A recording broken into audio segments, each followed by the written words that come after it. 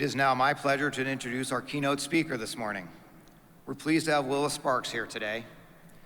Mr. Sparks is the Director of Global Macro at Eurasia Group and is a leader on topics such as risk, opportunity, and trends created by geopolitical conflicts and developments in both emerging market countries and the U.S.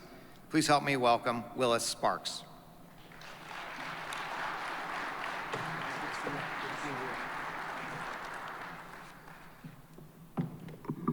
Good morning. All right, it's a big room.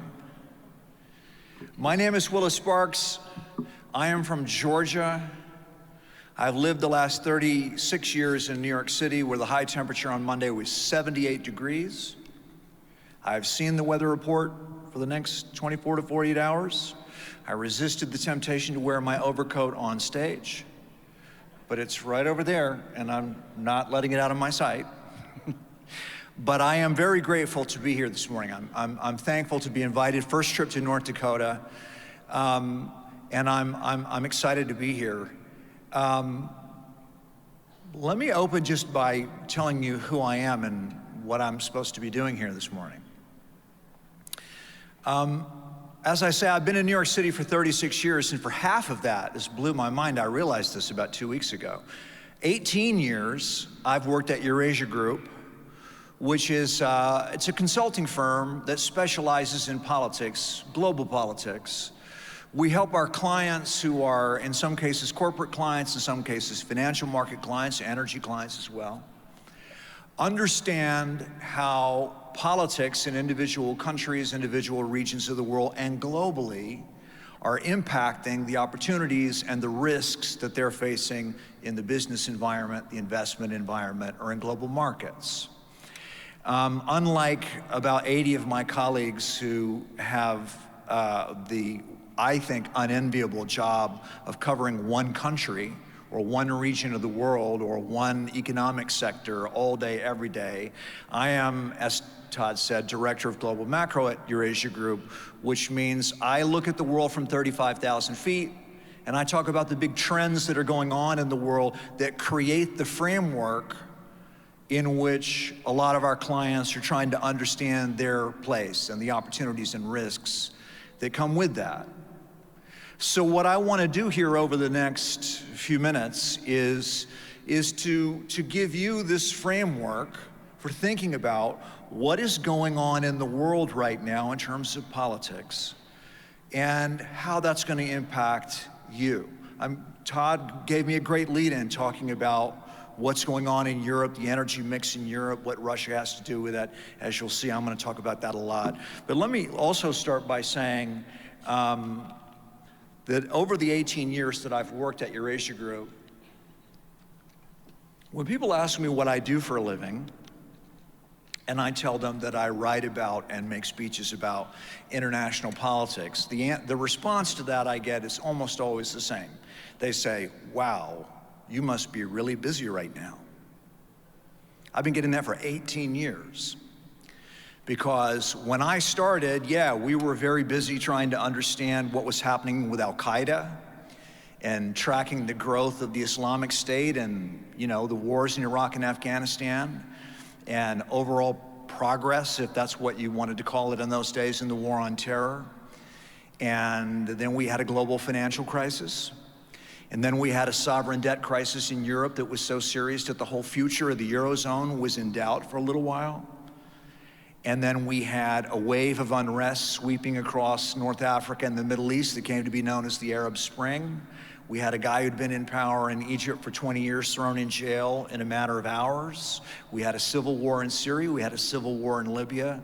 Unrest across the region. Then we had a migrant crisis where a lot of people, in response to what was going on in North Africa and the Middle East and Afghanistan, started to move toward Europe, and we had 2 million plus migrants suddenly arriving in Europe, which, not surprisingly, transformed the politics of Europe in short order. And then we had Brexit, when the UK decided that it no longer wanted to be part of the United States. And then Donald Trump became president of the United States, and that marked a huge disruption for good and for bad, I guess, for not just for American rivals or American enemies, but even American allies were trying to keep track as Donald Trump was redefining what America's role should be in the world. Then we had a global pandemic, and then Russia invaded Ukraine. So yeah, 18 years. We have been busy pretty much constantly. And of course, energy has played a huge role in all of that history. I remember in 2007, I think Brent was selling for $147 a barrel. I don't remember, maybe that was in July of 2007, I forget exactly. And then, as you know far better than I do, we had a revolution in energy production in America. And everybody figured out where the Bakken was and why it was important. And that energy revolution changed international politics very quickly.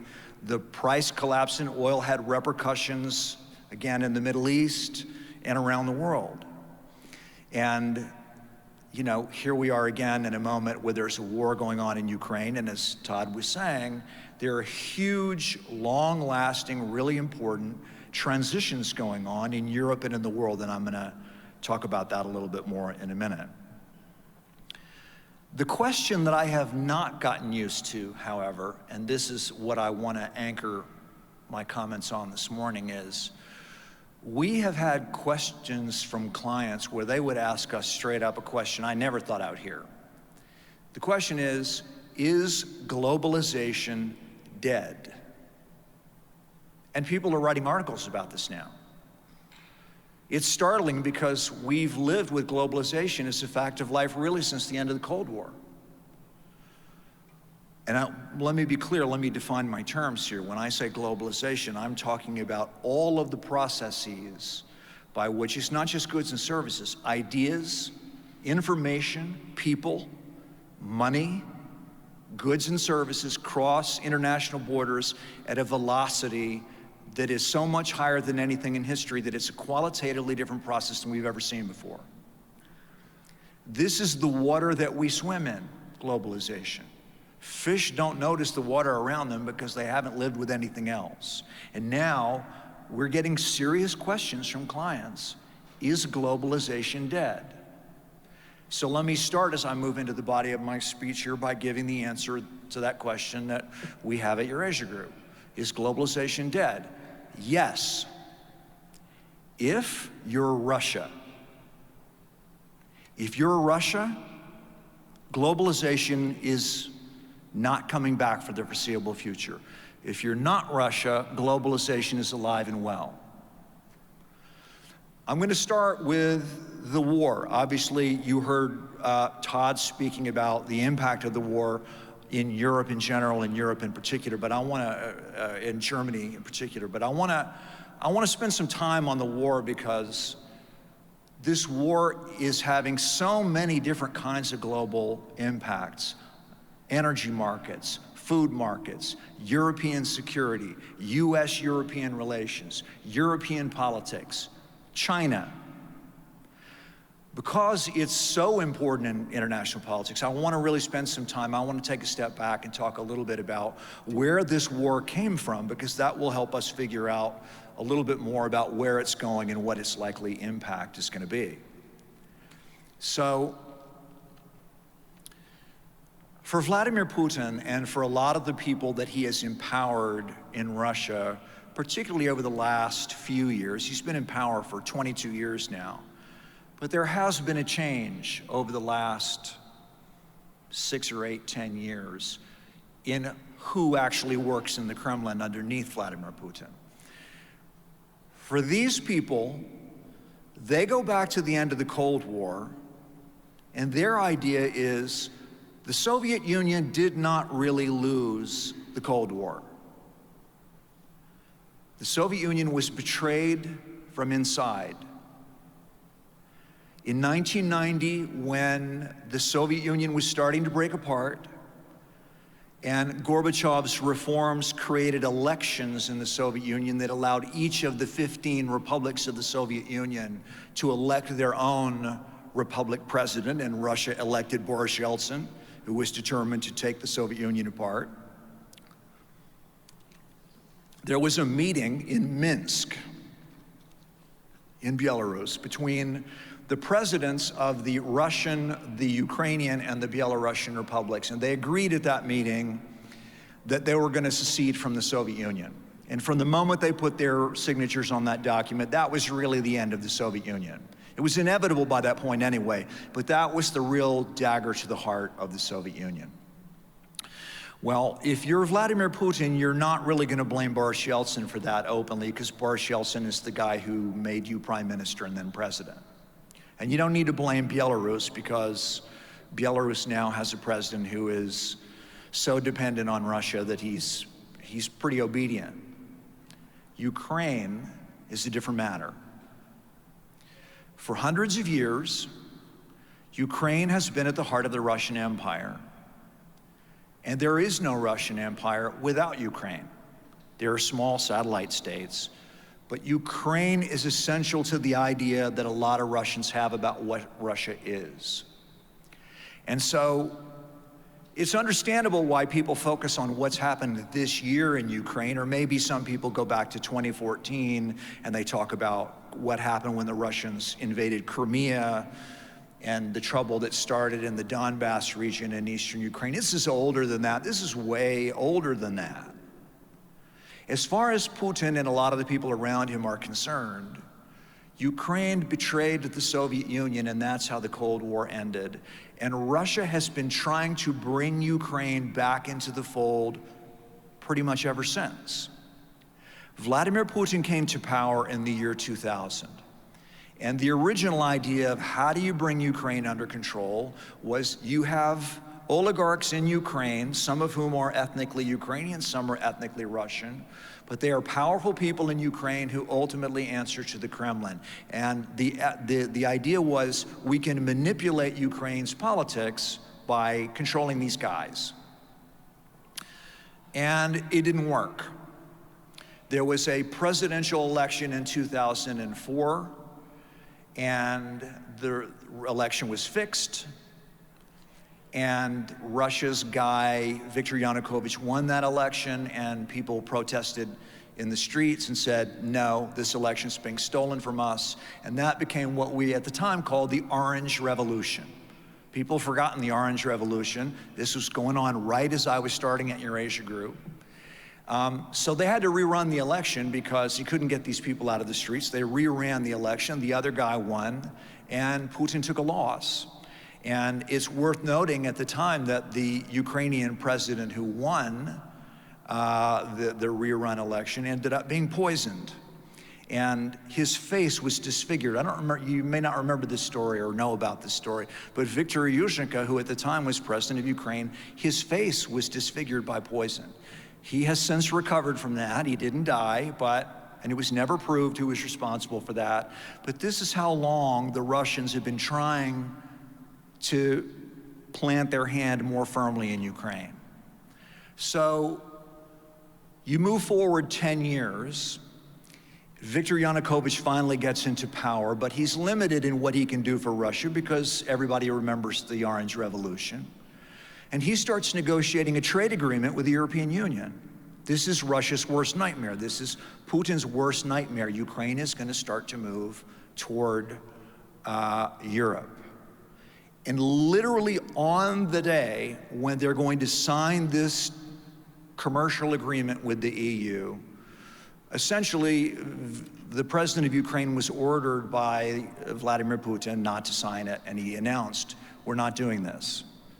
More people flowed into the streets, police flowed into the streets, protests started, it got ugly, shots were fired. Ultimately, 100 people were killed in 2014, but they couldn't get Ukrainian people out of the streets, and Viktor Yanukovych was forced to flee in the middle of the night, and he ended up in Moscow, where he still is today. Another humiliation for Vladimir Putin, and he immediately responded by invading Crimea, which I think is important to realize that while they may have had military plans in a desk drawer somewhere if we ever wanted to invade Crimea, this was completely improvised. I'm telling you all this background so you will understand what how Putin understands what's happening in Ukraine right now and just how improvised and thrown together all of this is. This is important for where the war is going. So finally we get to 2022 and Vladimir Putin has decided that time is not on their side. They have troops on the Russian border, they have troops on the Belarusian border, and people were asking us at Eurasia Group, people asked me personally, did I think Russia was about to invade Ukraine? And I said no, because it would be a bad idea to invade Ukraine. It wouldn't go well for Russia, and surely Putin knows that. But all the intelligence reports from the US and British governments said, no, they're going through all the motions it would take in order for them to do this. And then on February 24th, Putin gave the order and the invasion started. Now, the decision to full-on invade Ukraine was, to use a little political science jargon here, it was really stupid. It was the dumbest decision that any political leader of a major country has made since the end of World War II. By the way, at the end of, I'm keeping an eye on the clock because I want to leave time for questions. We're going to have microphones floating around. If anybody wants to challenge me on this historical point, you know, maybe there's somebody that I'm forgetting. But this is an epically dumb decision that has gone wrong from the beginning. My mother knew the Ukrainians were going to fight back. I knew the Ukrainians were going to fight back because I've spent time in that part of the world. I studied in Russia for a while. My wife is from Kiev. I've been there recently. I knew the Ukrainians were going to fight back. Somehow Vladimir Putin didn't know that. The story is that when the first Russian troops crossed the border from Belarus, which is closer to the Ukrainian capital of Kiev, that's why they came from Belarus first, they had dress uniforms in their backpacks.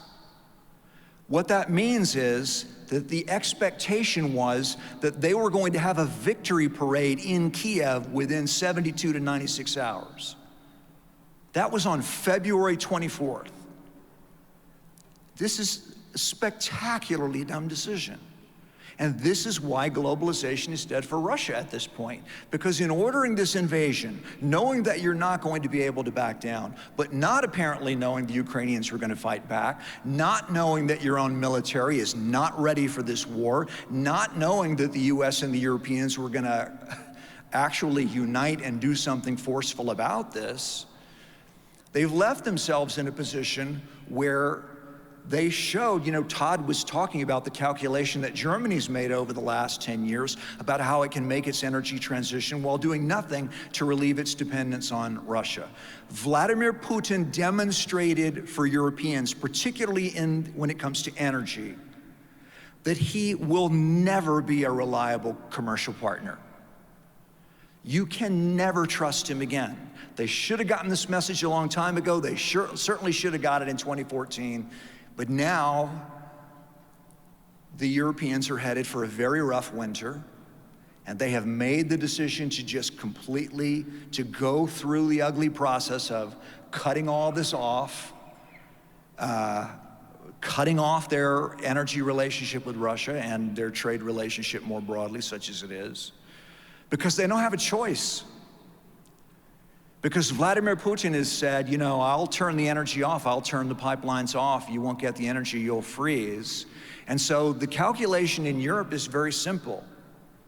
You can either allow Vladimir Putin to hold a gun to your head for one winter, maybe two, or you can leave him in a position where he can point that gun at your head anytime he wants to. This is the only reason why we're seeing all this. Look what has happened in Europe, not even beyond energy. What would it take to get Germany to double its defense spending? They're doing that. What would it take to get Finland and Sweden to join NATO? That's happening. What would it take for Europe to completely cut itself off from Russian oil? And again, to explain why this decision was such a dumb one for Putin, he said the purpose of the war was to do things. One, to denazify Ukraine, interesting choice of words given that Ukraine has a Jewish president, but denazify Ukraine and demilitarize Ukraine. By denazify, what he means is we're gonna take down the current government, we're just gonna take them out. And we're gonna replace them with a government like the one in Belarus next door that will do what we tell them to do. And demilitarize Ukraine, make sure that we're gonna take all the guns out of their hands so that they never have the opportunity to do this again. No more Orange Revolution, no more Revolution of Dignity in 2014, no more threat from Ukraine. We're gonna take their guns away. So, in terms of decapitating Ukraine, well, that obviously hasn't worked. A lot of people, including me, thought there was a very good chance that Volodymyr Zelensky, the president of Ukraine, would do what Charles de Gaulle did in World War II, hop a flight to London, form a government in exile, and lead the opposition from London. And Zelensky said, nope, this is my town, I'm not leaving, come and get me.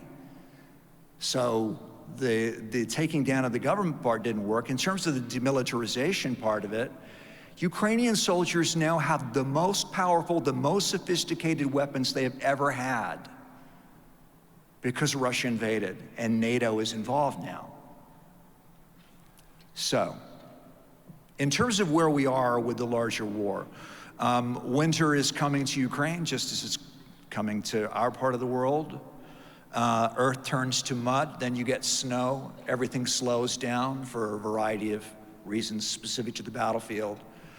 But there is about to be a really bloody battle in the city of Kherson, which is in the south of Russia. I got a text alert about 25 minutes ago that Russia has ordered the full retreat of Russian soldiers from Kherson, which is very good news for people who were afraid that this was going to be the bloodiest battle of the war, although the Ukrainian response to this is probably like, let's wait and see, because they don't want to walk into a trap. But for the moment, I think you're going to be reading over the next few days in the newspaper and on the internet about a very large and significant Ukrainian victory on the ground in retaking the only major city that the Russians have taken in the course of this war. A city that's also important because it is, it controls a lot of the water supply to Russia in Crimea. But in a larger sense, and this is what's most important for energy markets, this war is not going to end anytime soon. Because all we've really learned in the last 9 months is Russia is not militarily strong enough to take Ukraine, but Ukraine, even with NATO's help, is probably not militarily strong enough to push Russia back off of all of the territory that it claims as part of Ukraine. And there is no basis, and I mean no basis right now, for peace negotiations of any kind. There are all these press reports, you know, everybody wants to find any hint that they may be talking, you know, that diplomats may be talking, maybe they're working toward a deal. There might be a ceasefire, maybe, but there is no end to this war in sight. And its impact on energy markets and on Europe is going to continue. By the way, one more point on why this was such a dumb decision. The pain that Europe is about to go through in a winter where they are going to have energy shortages and electricity shortages would have been a whole lot worse on Europe if Putin had not invaded on February 24th. If he had invaded on September 24th, leaving the world a lot less time to prepare for winter before this happened, we'd be in a very different situation that would be even worse than the situation in Germany that Todd described before I came on stage. We are fairly optimistic at Eurasia Group that the winter in Europe is not going to be as bad as we feared it might be a few weeks ago or a few months ago, because there's been time to prepare for that. But the war is not going away. But the reason why I'm insisting that globalization is only dead if you're Russia has everything to do with China, and in particular, China's response to the war in Ukraine. So what has China's response been? Xi Jinping, who has just cemented himself in power probably for life in the past month, they had a big party congress. He didn't call himself president for life, but he might as well have. He's stacked the deck with his people, and he's going to be around for a while.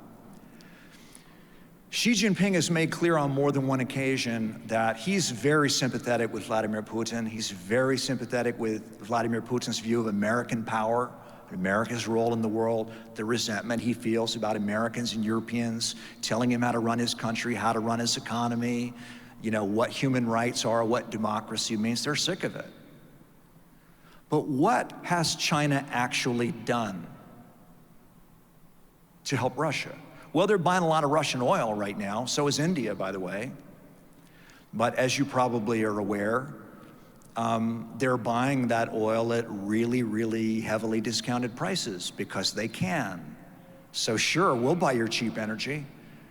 Yeah, we are your dear friends, and we'll help you out in this situation, and we're sure that you will reward our friendship by giving us the friends and family price for everything we're gonna buy for you. And you're gonna need to build a lot of infrastructure over the next few years as you try to move more oil and gas toward customers in Asia away from Europe. And we'd be very glad to loan you the money at a very nice interest rate for you to build that infrastructure, and good luck with that. If you're following the war inside China, if you live inside China and you're probably locked down and you're part of a COVID lockdown, so you've got a lot of time to watch TV and read the internet, if you're following the war in Ukraine, you're seeing Chinese state television telling you that the Russians are in the right and that the West is using Ukraine to cripple Russia. They're saying all the things that Russia would like. But what is China actually doing? They're not really busting the sanctions, and they are certainly not getting involved in the war. And it's very interesting that there was a meeting of a security organization called the Shanghai Cooperation Organization, which is a collection of China, Russia, India, and some smaller countries. It's a kind of wannabe NATO. And at the course of that meeting, the nicest thing that Xi Jinping did for Vladimir Putin was to let him be the one that told TV cameras that China was not happy about the war. He spared Putin the indignity of having him say, we're not happy about this war. Olaf Scholz, the Chancellor of Germany, just met with Xi Jinping a few days ago, and they together expressed their unhappiness about Russian nuclear threats. It's another subject if you want to get into in the Q&A. We could talk about the nuclear weapons aspect of all this. But, and in fact, apparently Xi Jinping said that he didn't like the way Western media covered the big party Congress in China last month, because he said, you know, in the West, they're saying that we are turning our back on economic opening and that we're trying to create internal Chinese demand for Chinese products to sort of build a wall, a protectionist wall around China. This is not true. The Americans and the Europeans are waging trade war against us, so we have to do these things. We don't want to do them. We would rather open up. And this, to me, is really important. This is why globalization is a long way from dead. Because the Chinese still understand, as people in Washington seem to understand, there's a bottom line here. The US and China can fight over 100 things. We can even have a Cold War when it comes to technology, when it comes to the digital economy. But for the rest of it, the United States is not going to succeed if the Chinese economy sinks, and China is not going to succeed by cutting itself off from the world. And as long as we know that, we can limit the damage. Xi Jinping has been in power for 10 years. When Xi Jinping came to power 10 years ago, their big export destinations were America, Europe, and Japan. And today, their big export destinations are America, Europe, and Japan. And even the percentages of the exports that they send hasn't changed very much. The point is, they still get it. We need to do business with one another, whatever we say about one another. Now, China has got a lot of problems. China's got a lot of debt. And Xi Jinping has painted himself into a corner over COVID. They've got this, what they call it, the dynamic zero COVID policy. I don't know how dynamic it is, but at any one time, there are tens of millions of Chinese people who can't leave their homes. And I know that people in energy markets are really concerned about, we need Chinese demand to recover. When is that going to happen? And I'm sorry to say, at Eurasia Group, we think that the zero COVID thing is going to go on for a while. We don't think this was just waiting for their party Congress to be over. We think China's economy is going to be slowed down as a result well into 2023. And the simple reason is China doesn't have the best vaccines.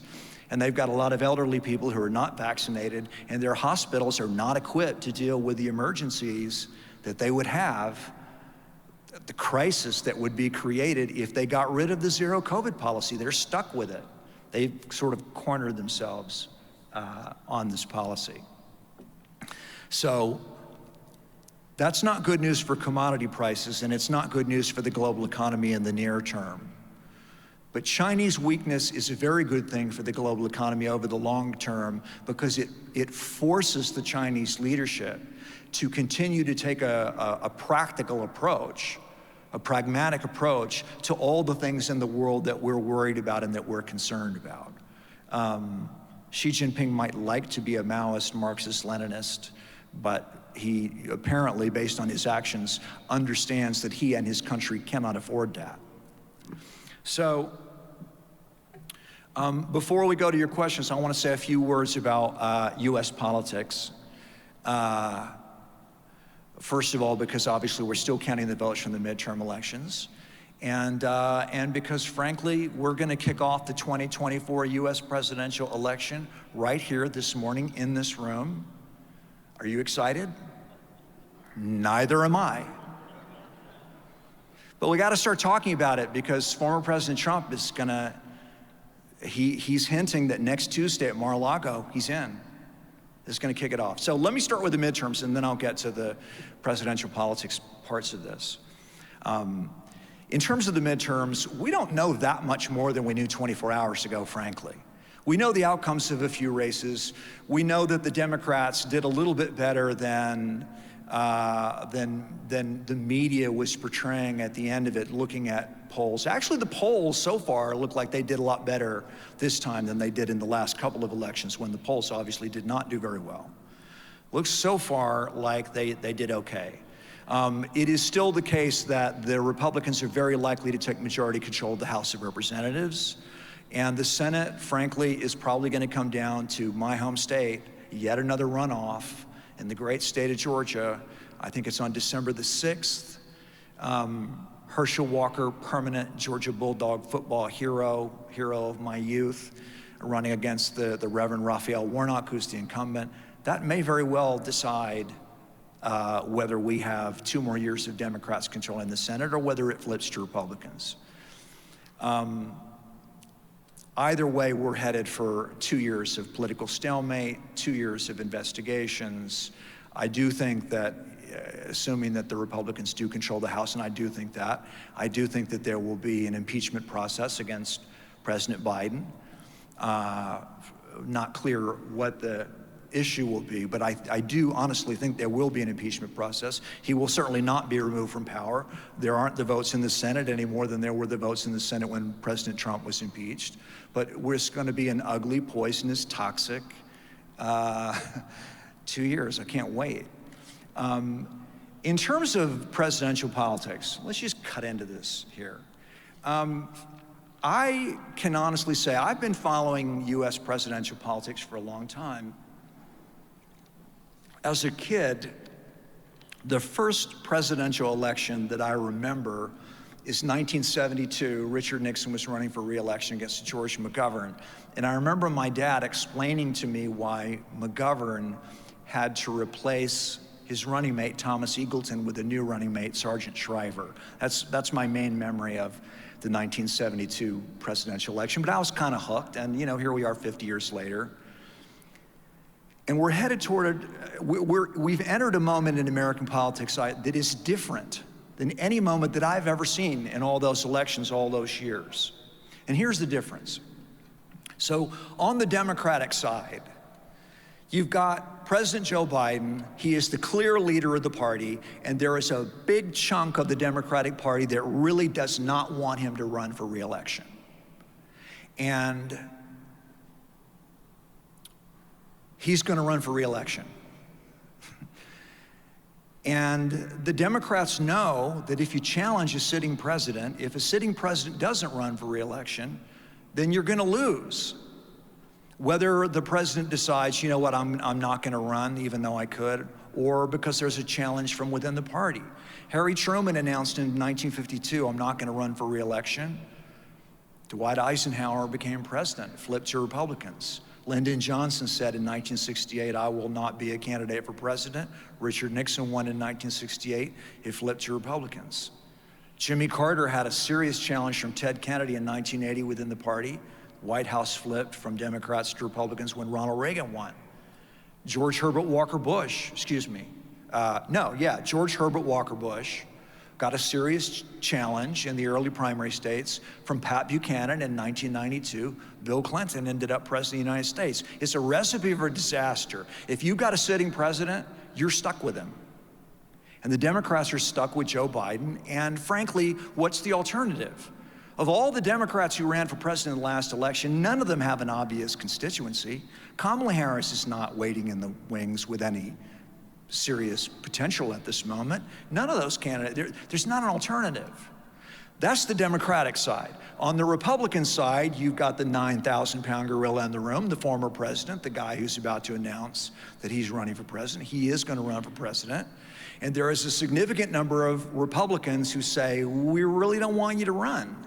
We love you, but there's a lot of baggage, and we got guys that have a better chance to win. Can't we just move forward in peace? Well,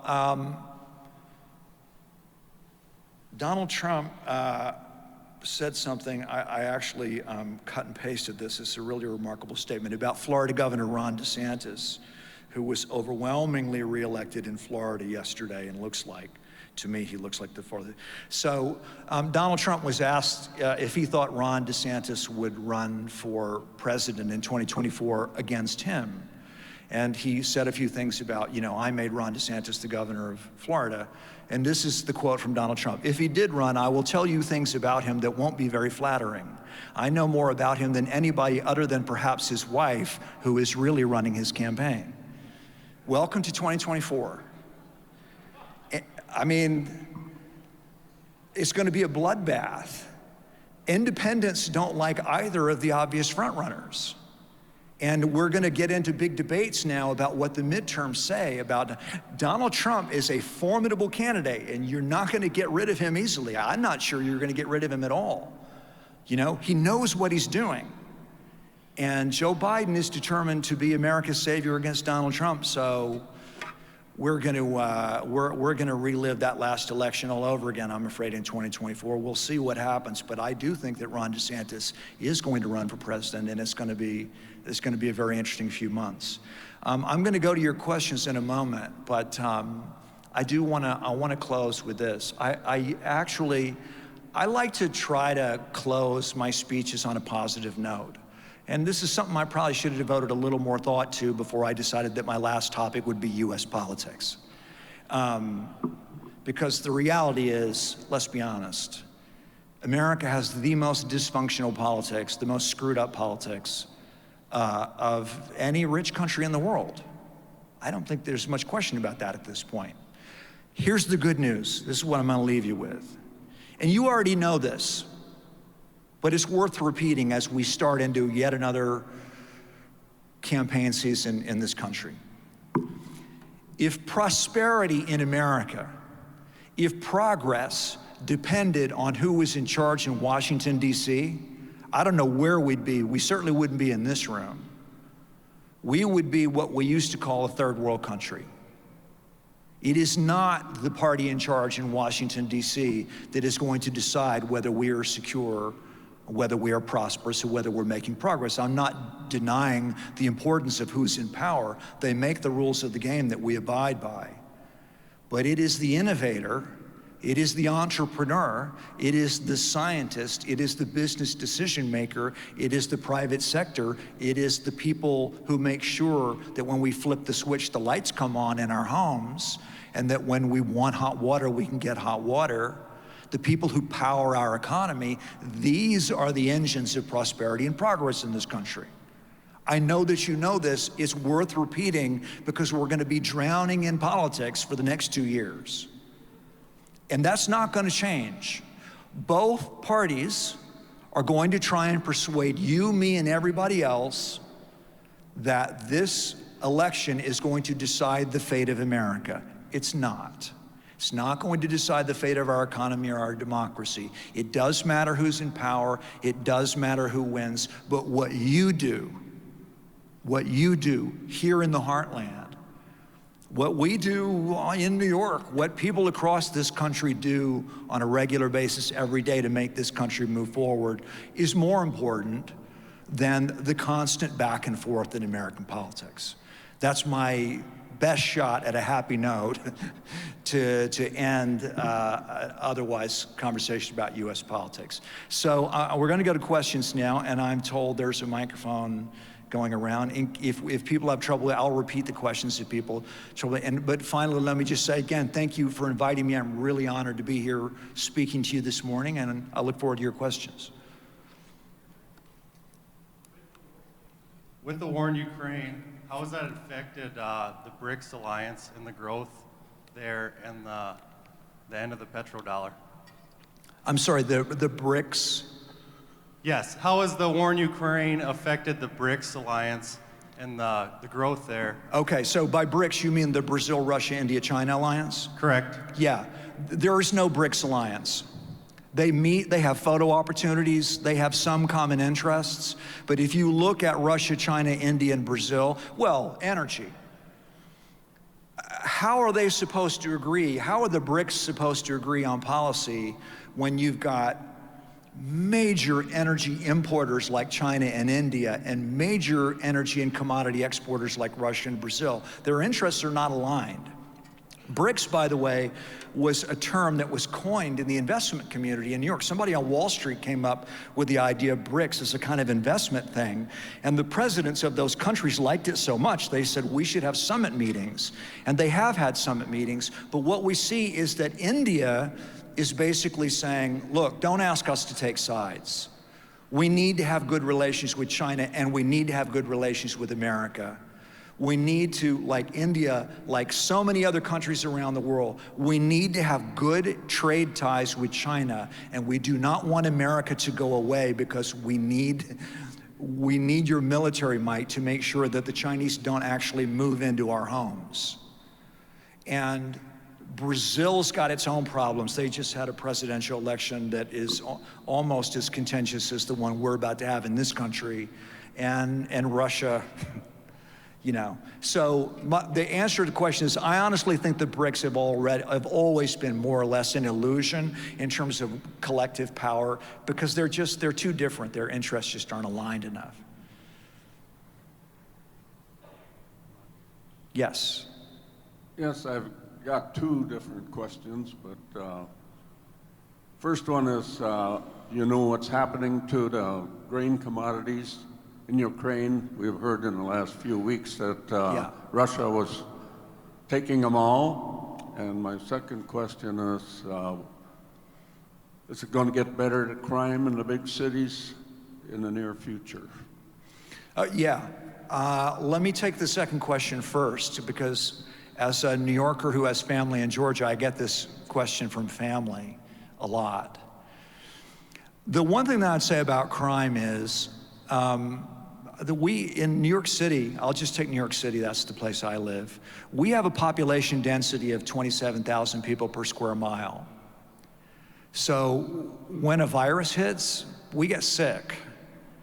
And we've got more crime than most places because we got 9 million people. On a per capita basis, believe it or not, and I've looked it up, New York City is one of the safest big cities in America. There are a lot of other cities where crime is a bigger problem. I think crime is a problem, but I think that in an election year, that both sides exaggerate the scale of that problem for political reasons. In the larger, to the extent that we really do have urban crime, I think what we need is a stronger economy. I think there's always been a strong connection between how the economy's doing and what the crime rate is. And you know, as our economy recovers, which it is going to do, I think that the crime problem that we do have in a lot of American cities is going to get better. In terms of the grain, so for people who haven't followed the story of the grain shipments out of Ukraine, there was a time, look, grain and sunflower oil and other agricultural commodities are part of the lifeblood of the Ukrainian economy. And the loss of Crimea 8 years ago was a big deal because Ukraine needs access to the Black Sea in order to get all of those commodities out of the Black Sea across through Turkey into the Mediterranean and out to the world. And when the war started, the Russians wanted to shut that down in order to strangle Ukraine's economy. It only makes sense they would try to do that. They're fighting a war. But the Russians have never made it as far as Odessa, which is by the way, if you're ever traveling in that part of the world, Odessa's a really great place. I love that place. It's a really interesting city, and it's a huge port. And at a certain point, the Russians decided, we're not going to guarantee you, if you put grain and sunflower oil on these ships, that we aren't going to sink them. And that stopped it for a while. And then the UN, with help from the government of Turkey, brokered a deal in the summer. You probably know this. The deal was the Russians agreed that if the ships were inspected to make sure they didn't have weapons on them and they didn't have soldiers on them, if it really is just agricultural products, we'll let them go, because we don't want to get blamed for Egypt and all the other countries downstream where you're going to have people starving to death and blaming it on us if we don't. So Ukraine had a drone strike on some ships in the Russian Black Sea fleet. It had nothing to do with the grain shipments, but the Russian response, again, a kind of improvised response, was, we're calling off the deal. We're not going to promise you anymore that we're not going to sink these grain ships. So, tough luck, they shouldn't have attacked our fleet. And what was really interesting about that is the ships didn't stop. Ships kept right on going, and they basically dared the Russians to sink them.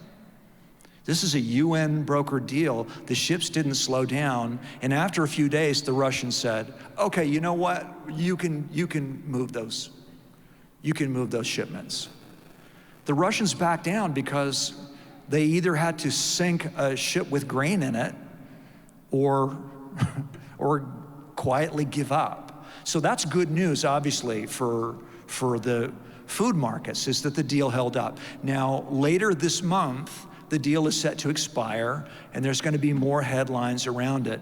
But I think the good news here is a precedent has been set that, look, these really are agricultural products. There's not weapons going back and forth. They are being inspected by the UN in Turkey before they go out into the Mediterranean. And the Russians have realized, unless they're willing to sink grain ships with grain going to Africa, that they're just going to have to let them go. And that is easing some of the pressure on those exports that are so important. By the way, another reason why that part of the world is so important for agriculture is fertilizer.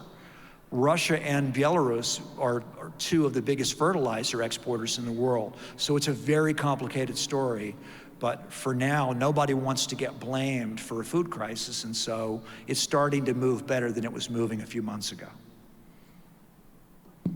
So we cutting it off? Okay. I'm going to turn you back over for the rest of your day. Again, thank you so much for listening. Thank you for inviting me to be here, and I hope you have a great day. Thank you.